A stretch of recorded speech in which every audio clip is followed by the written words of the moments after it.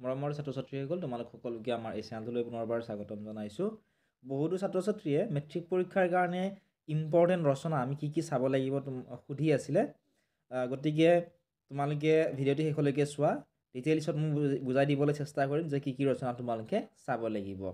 এইখিনি জনাৰ আগতে আমি চাওঁ আহাচোন 2013, 14, 15, 16 চনত মেট্ৰিক পৰীক্ষাত কেনেকুৱা ধৰণৰ ৰচনা আহিছিল। 2013 চনত আহিছিলে মোৰ প্ৰিয় গ্ৰন্থ, তোমাৰ জীৱনৰ লক্ষ্য আৰু অসমৰ কুটিৰ শিল্প। নেক্সট আকৌ 2014 চনত আহিছিল তোমাৰ প্ৰিয় সাহিত্যিক, পুথিভঁৰাল আৰু বিজ্ঞানৰ অৱদান। 2015 চনত আহিছিলে লক্ষ্মীনাথ বেজবৰুৱা, তোমাৰ জীৱনৰ লক্ষ্য আৰু বাতৰি কাকত। 2016 চনত আহিছিলে শিক্ষা আৰু মূল্যবোধ, অসমৰ প্ৰাকৃতিক সম্পদ আৰু তোমাৰ প্ৰিয় গ্ৰন্থ। 2017 চনত আহিছিলে অসমৰ কুটিৰ শিল্প, পুথিভঁৰাল আৰু বিজ্ঞানৰ অৱদান। 2018 চনত আহিছিল পৰিৱেশ প্ৰদূষণ আৰু ইয়াৰ প্ৰভাৱ, অসমৰ বানপানী সমস্যা আৰু তোমাৰ প্ৰিয় গ্ৰন্থ। 2019 চনত কি আহিছিলে চোৱা, 2019 চনত আহিছিল স্কুলৰ আলোচনী আৰু ইয়াৰ উপকাৰিতা, দূৰদৰ্শন আৰু দৈনন্দিন জীৱনত বিজ্ঞানৰ প্ৰভাৱ। 2020 চনত আহিছিলে তোমাৰ বিদ্যালয়ত বঁটা বিতৰণী সভা, শৈক্ষিক পৰিৱেশ আৰু শিক্ষাৰ্থী আৰু তোমাৰ প্ৰিয় সাহিত্যিক। 2021 চনত আহিছিলে ছাত্ৰ ছাত্ৰী আৰু সমাজ সেৱা, অসমৰ প্ৰাকৃতিক সম্পদ আৰু তোমাৰ প্ৰিয় গ্ৰন্থ। 2022 চনত পৰীক্ষা হোৱা নাছিলে, ঠিক আছে। নেক্সট 2023 চনত তোমালোকে চোৱা, 2023 চনত আহিছিল অসমৰ নিবনুৱা সমস্যা, দূৰদৰ্শন আৰু অসমত কাৰিকৰী শিক্ষা ব্যৱস্থা।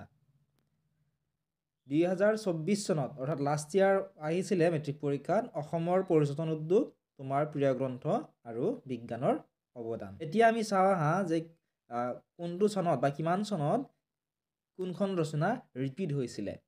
এতিয়া প্ৰথমতে চোৱা, তোমাৰ প্ৰিয় সাহিত্যিক 2014 চনত আহিছিল, 2015 চনতো আহিছে, আকৌ 2020 চনতো আহিছে। তোমাৰ প্ৰিয় গ্ৰন্থ 2013ত আহিছিল, 16ত, 18ত, 21ত আৰু 24তো আহিছে তোমাৰ প্ৰিয় গ্ৰন্থ। বিজ্ঞানৰ অৱদান আহিছে 2014, 2017, 2019 আৰু 2024 চনত। দূৰদৰ্শন আহিছে 2019 আৰু 2023 চনত। অসমৰ প্ৰাকৃতিক সম্পদ আহিছিলে 2016 আৰু 2021 চনত। তোমাৰ জীৱনৰ লক্ষ্য 2013 চনত আহিছিল আৰু 2015 চনতো আহিছিল। অসমৰ কুটিৰ শিল্প 2013 চন আৰু 2017 চনত আহিছিলে। এতিয়া যিহেতু এইখিনি ৰিপিট হৈয়ে থাকে, প্ৰায় ৰিপিট হৈয়ে থাকে, গতিকে মই তোমালোকৰ বাবে কেইখনমান কমন ৰচনা লৈ আহিছোঁ। এইকেইখন তোমালোকে মেট্ৰিক পৰীক্ষাৰ কাৰণে চাবই লাগিব। প্ৰথমতে চোৱা, তোমাৰ প্ৰিয় সাহিত্যিক প্ৰায়ে পৰীক্ষাত আহি থাকে। 2014, 15 আৰু 20 চনত তোমাৰ প্ৰিয় সাহিত্যিক আহিছিলে, গতিকে এইখন চাবা। তোমাৰ প্ৰিয় গ্ৰন্থ চাবা, 2013, 16, 18, 21 আৰু 24তো তোমাৰ প্ৰিয় গ্ৰন্থ আহিছিল। তাৰপিছত চাবা অসমৰ বানপানী, বহুত বেছি ইম্পৰ্টেণ্ট হয় ৰচনাখন। পুথিভঁৰাল চাবা, এইবাৰ পৰীক্ষাত হোৱা বহুত চান্স আছে পুথিভঁৰালখন ৰচনাখন। অসমৰ প্ৰাকৃতিক সম্পদ চাবা, 2021 চন আৰু 16 চনতো আহিছিল। তাৰপিছত চাবা তোমাৰ জীৱনৰ লক্ষ্য, ঠিক আছে।